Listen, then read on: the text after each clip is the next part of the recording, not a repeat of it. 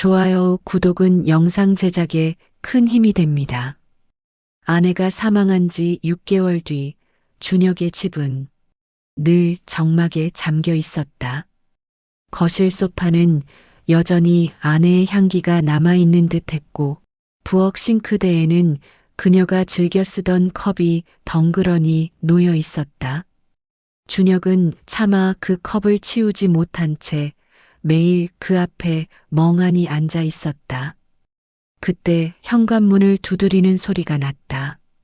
준혁 씨, 나예요. 낯익은 목소리였다. 아내의 언니 서연이었다. 준혁은 잠시 망설이다가 무거운 몸을 일으켜 문을 열었다. 문틈 사이로 들어오는 서연의 얼굴은 피곤과 슬픔으로 지쳐 있었다. 그녀 역시 동생을 잃은 슬픔을 안고 살아가고 있었다. 하지만 서연은 자신의 아픔보다 준혁의 상태가 더 걱정되었다. 그녀는 준혁의 눈을 바라보다가 낮은 목소리로 물었다. 괜찮으세요? 준혁은 대답하지 못한 채 고개를 숙였다. 말없이 자리를 내주자 서연은 집 안으로 들어왔다. 잠시 둘 사이에 정적이 흘렀다. 밥은 좀 드셨어요?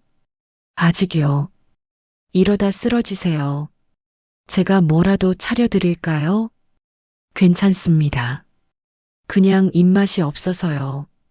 대화는 짧고 무겁게 끊겼다.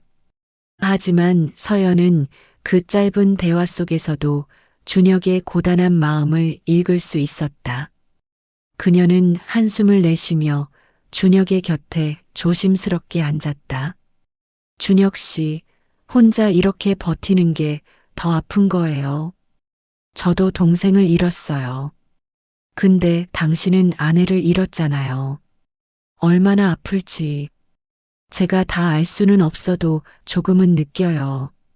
준혁의 눈이 젖어들었다. 지금껏 누구에게도 내보이지 않았던 속마음이 서연의 목소리 앞에서 무너져 내리는 듯했다. 서연 씨, 저 모르겠어요. 하루하루가 너무 무겁고 그냥 다 끝내고 싶다는 생각밖에 안 들어요. 준혁의 어깨가 떨렸다.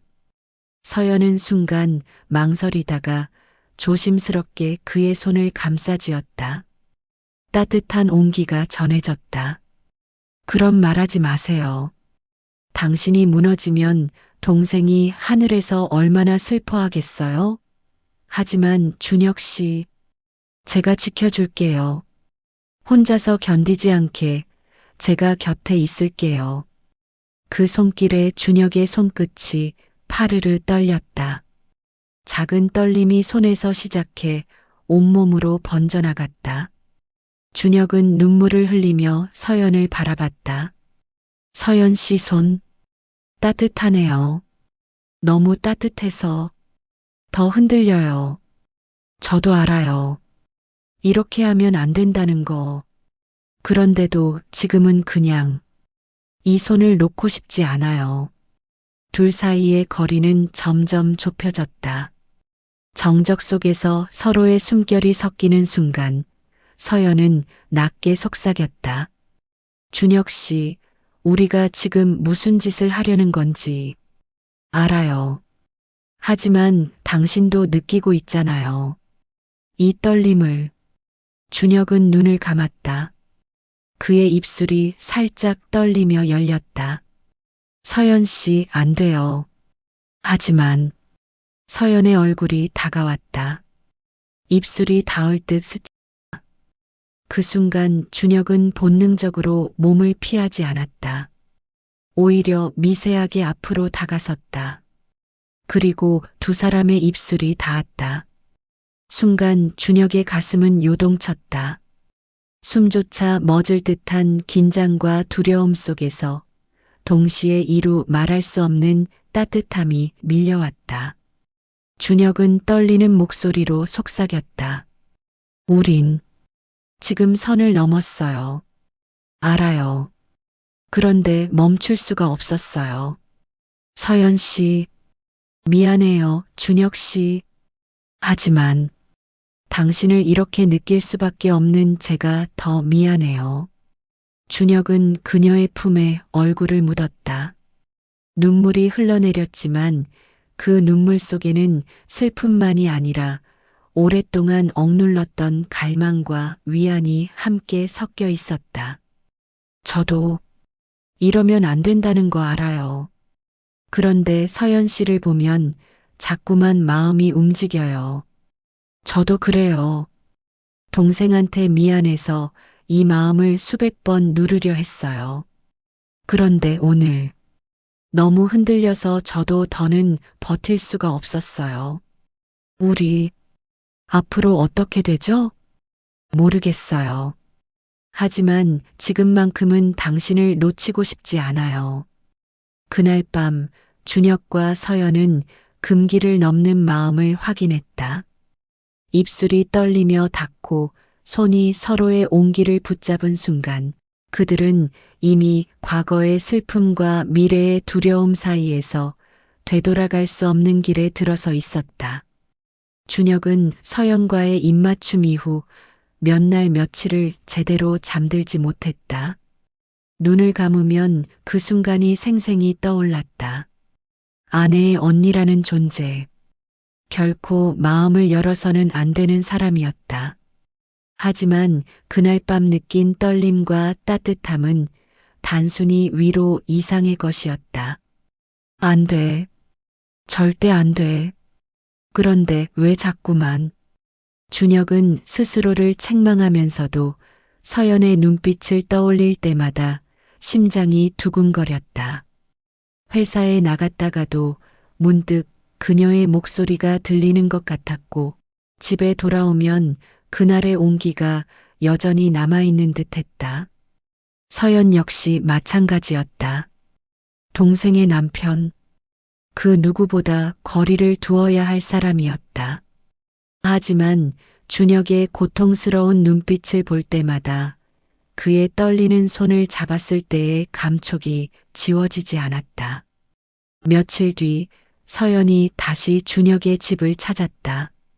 이번에는 식료품을 가득 담은 장바구니를 들고 있었다. 준혁 씨, 우리 얘기 좀 해요. 그녀의 목소리는 무겁고 조심스러웠다. 준혁은 고개를 숙인 채 문을 열어주었다. 우린 그날 선을 넘었어요. 서연이 먼저 입을 열었다. 준혁은 거실에 앉은 채 대답했다. 알아요. 하지만 그게 제 진심이었어요. 서연 씨, 저를 어떻게 보든 그날 이후 저는 더 숨길 수가 없어졌어요. 당신한테 미안한 것도 사실이고 동생한테도 미안해요. 하지만 당신을 보고 있으면 그냥 사람으로서 살아있다는 걸 느껴요. 준혁의 가슴이 저려왔다. 그녀는 분명 동생을 잃은 사람인데 그 슬픔 속에서도 자신을 향한 감정을 고백하고 있었다. 준혁은 눈물을 글썽이며 고개를 저었다. 이러면 안 돼요. 우리 욕먹을 거예요. 가족들이 알면 다 알아요. 그래서 더 도망치고 싶어요. 도망요? 하루만이라도 세상 시선 없는 곳에서 숨 쉬어요. 저랑 같이 여행 가요. 준혁은 눈을 크게 떴다.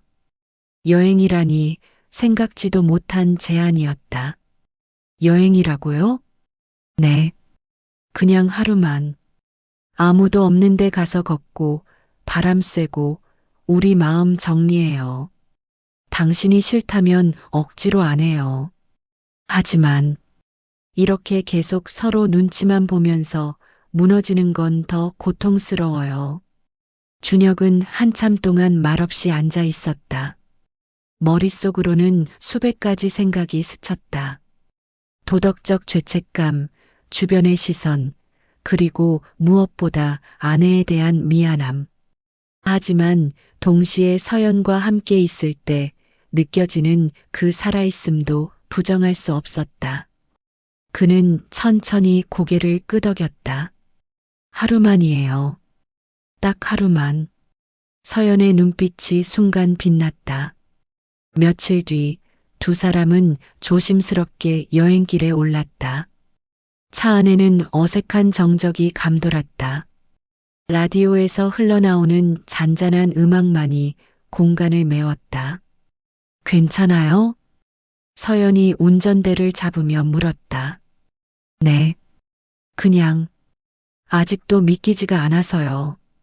이렇게 서연 씨랑 둘이서 길을 간다는 게 저도 그래요. 하지만 후회는 안 하려고요. 서연 씨는 그날 이후로도 계속 그런 마음이 남았나요? 서연은 잠시 말을 멈췄다. 그리고 조심스럽게 대답했다. 사실은 그 전부터였어요. 준혁은 놀란 눈빛으로 그녀를 바라봤다. 서연은 미소 아닌 미소를 지으며 이어갔다. 동생이 당신을 처음 데려왔을 때부터 참 따뜻한 사람이구나 싶었어요. 근데 그런 마음을 감히 드러낼 수도 없었죠. 그래서 늘 묻어두고 살았어요. 하지만 동생이 떠난 뒤 당신을 볼 때마다 제 마음이 자꾸만 흔들렸어요. 왜? 이제야 말해요? 차라리 죽을 때까지 숨기려고 했어요. 그런데 당신이 그날 울면서 제 손을 붙잡았을 때 더 이상 숨길 수가 없었어요. 준혁의 손이 떨렸다. 창밖을 바라보며 작은 목소리로 말했다. 저도 무서워요. 하지만 서연 씨 손이 너무 따뜻해서 자꾸만 의지하게 돼요. 여행지는 조용한 바닷가 마을이었다. 해질 무렵 두 사람은 모래사장을 함께 걸었다. 노을빛이 바다에 비쳐 반짝였다. 준혁은 바람을 맞으며 잠시 웃음을 보였다. 이런 바람, 오랜만이에요. 당신이 웃는 거 보니까 저도 숨이 놓여요. 서연 씨 때문에 웃은 건 아닌데요. 그래도 좋아요. 제가 곁에 있을 때 웃어줘서 고마워요. 준혁은 괜히 고개를 돌렸다. 얼굴이 붉어지는 걸 숨기려 했지만 이미 서연은 그의 마음을 읽은 듯 했다. 둘은 방파제에 나란히 앉았다. 햇살이 서서히 지고 하늘이 주황빛으로 물들었다. 서연이 먼저 말을 꺼냈다. 준혁 씨, 네. 오늘 정말 고마워요. 이렇게 함께 와줘서 저야말로 고맙죠. 서연 씨가 아니었으면 저는 아마 말을 잇지 못하고 준혁은 입을 다물었다. 서연은 그의 어깨에 살짝 기대었다. 준혁 씨, 당신은 충분히 잘 견뎌내고 있어요. 혼자서도 이만큼 버텼잖아요. 혼자가 아니었어요. 서연 씨가 있어서 버틸 수 있었어요. 서연의 눈이 촉촉해졌다. 그녀는 천천히 준혁의 손을 잡았다. 이번에는 주저함이 없었다. 준혁 씨, 저 솔직해지고 싶어요. 서연 씨, 당신을 보면 가슴이 아파요. 동생을 잃은 슬픔도 있지만 그것보다 당신이 아파하는 모습을 보는 게 더 아파요. 그리고 당신 곁에 있고 싶어요. 이기적인 마음인 거 알지만 서연 씨, 준혁이 그녀의 손을 꽉 쥐었다. 저도 그래요. 서연 씨 곁에 있으면 살아있다는 느낌이 들어요. 아내를 잃고 나서 처음으로 다시 숨 쉬고 싶다는 생각이 들어요. 두 사람의 시선이 마주쳤다. 노을빛 아래에서 서로의 눈동자가 떨리고 있었다. 서연이 조심스럽게 물었다. 우리 이러면 안 되는 거 알지만 그래도 괜찮을까요? 준혁은 대답 대신 그녀를 끌어안았다. 서연의 어깨가 떨렸고 곧 그녀도 준혁을 껴안았다. 서연 씨, 저 당신을 사랑하게 된 것 같아요. 서연의 눈에서 눈물이 흘러내렸다. 저도요, 준혁 씨. 저도 사랑해요. 숙소에 들어선 밤, 바깥은 파도 소리만이 들려왔다. 좁은 방 안 두 사람은 서로 마주 앉아 있었다. 긴장과 떨림으로 대화마저 끊겼다. 서연이 먼저 입을 열었다. 준혁 씨, 오늘 하루가 꿈 같아요. 당신과 이렇게 같이 앉아 있다는 게. 저도 그래요. 하지만 이러면 안 되는데. 알아요. 그런데 지금 이 순간만큼은 솔직하고 싶어요. 서연이 조심스럽게 손을 내밀었다. 준혁은 피하려다 이내 그 손을 붙잡았다. 순간 파르르 떨림이 온몸을 감쌌다. 서연 씨, 우리 정말 말하지 마요, 준혁 씨. 그냥 지금 이 마음을 받아줘요. 서연은 천천히 몸을 기울였다. 준혁의 눈이 흔들렸고 입술이 열렸다. 입술과 입술이 스치는 순간 모든 생각이 멈췄다. 준혁은 숨을 몰아쉬며 속삭였다. 우린 금기를 넘고 있어요. 그래도 괜찮아요. 지금 당신을 놓치고 싶지 않아요. 저도 더 이상 이 마음을 숨길 수가 없어요. 입맞춤은 다시 이어졌다. 떨리는 숨결 속에서 그들은 서로의 온기를 확인했다. 두려움과 죄책감은 남아 있었지만 동시에 살아있다는 감각과 사랑의 확신이 그 자리를 채웠다. 서연은 준혁의 얼굴을 두 손으로 감싸 쥐었다. 준혁 씨, 저는 당신이 웃는 모습을 다시 보고 싶어요. 행복했으면 좋겠어요. 서연 씨가 있어서 저는 이미 조금씩 행복해지고 있어요. 정말요? 네. 서연 씨 덕분에 다시 살아갈 수 있을 것 같아요. 서연의 눈에 눈물이 고였다. 하지만 이번에는 슬픔의 눈물이 아니었다. 고마워요, 준혁 씨. 제 마음을 받아줘서. 저야말로 서연 씨를 사랑할 수 있게 돼서 고마워요. 밤이 깊고 파도가 잦아든 새벽, 준혁은 서연의 어깨에 기대앉아 조용히 말했다. 이제 우리 어떻게 되는 걸까요? 모르겠어요. 하지만 확실한 건 당신 없이는 저도 살 수 없다는 거예요. 저도 그래요. 무섭지만 서연 씨 없이는 더 무서울 것 같아요. 그럼 함께해요. 세상이 뭐라 해도. 준혁은 눈을 감았다. 두려움과 안도, 눈물과 떨림이 뒤섞였지만 마음만큼은 분명해졌다. 그날 밤 두 사람은 금기를 넘으며 서로의 사랑을 확인했다. 여행에서 돌아온 지 며칠, 준혁의 마음은 조금도 진정되지 않았다. 낮에는 평범한 일상을 유지하려 애썼지만 밤이 되면 서연의 목소리와 손길, 그리고 그날의 체온이 고스란히 되살아났다. 회사에서도 집중이 되지 않았다. 서류를 보다가도 문득 그녀의 미소가 떠올랐고 회의 중에도 그녀의 목소리가 귓가에 맴돌았다. 서연 역시 마찬가지였다.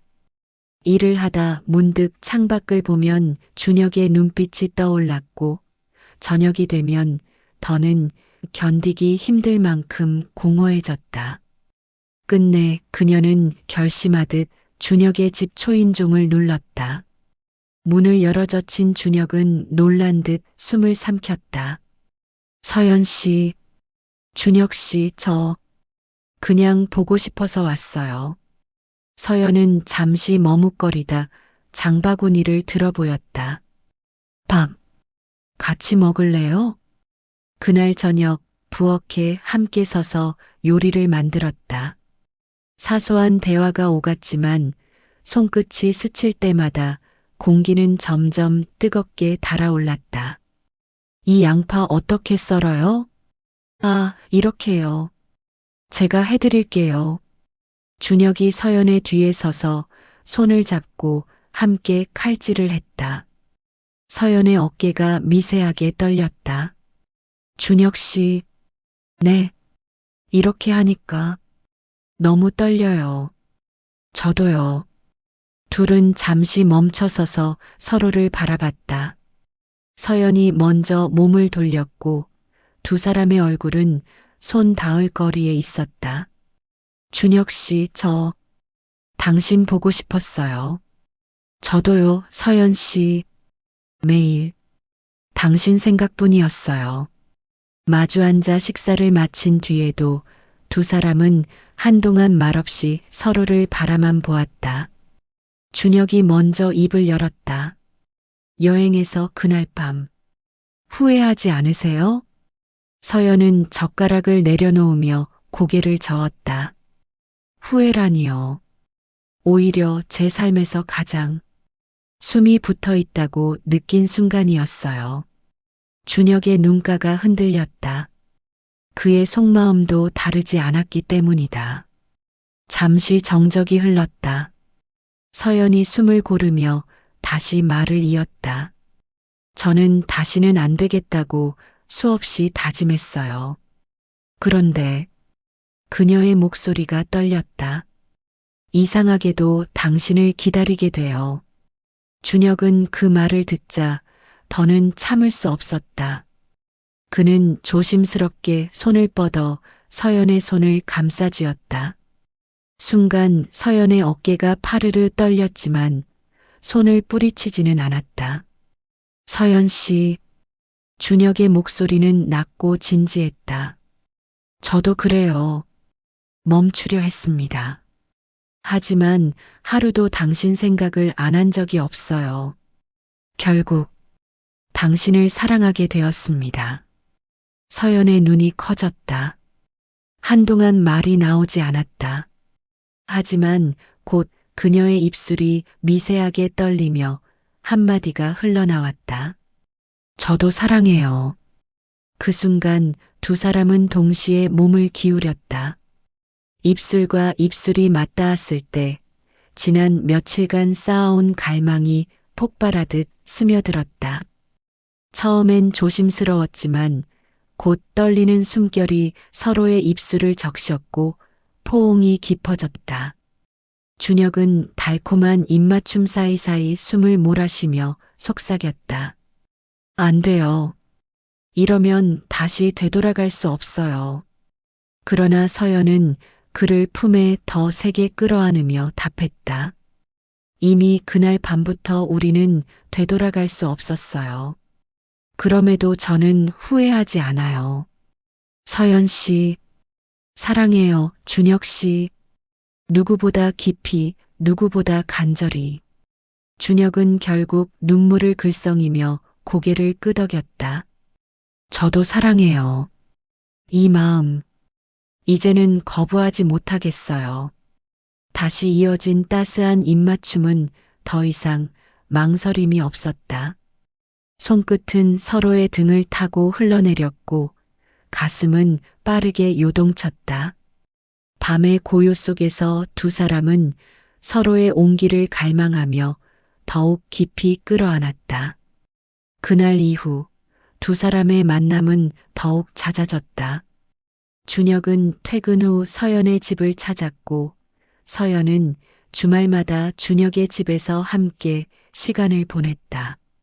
처음에는 죄책감에 서로를 마주보는 것조차 조심스러웠지만 시간이 지날수록 그들의 사랑은 자연스럽게 깊어져 갔다. 어느 토요일 오후 서연은 준혁의 집에서 함께 요리를 하고 있었다. 햇살이 주방 창문으로 쏟아져 들어왔다. 준혁 씨, 이 파스타 소스 맛 좀 봐줄래요?